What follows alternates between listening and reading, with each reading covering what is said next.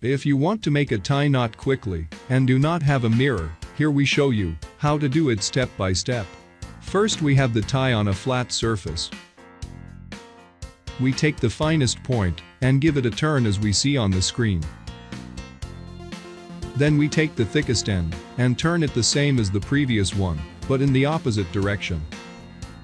Then we take the part of the finest fold and give it 2 turns.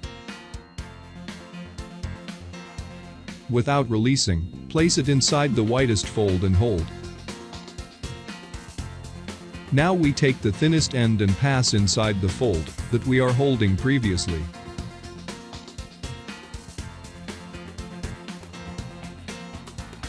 Finally, we release the double and hold both ends of the tie. Pull the fold to ensure the knot to taste.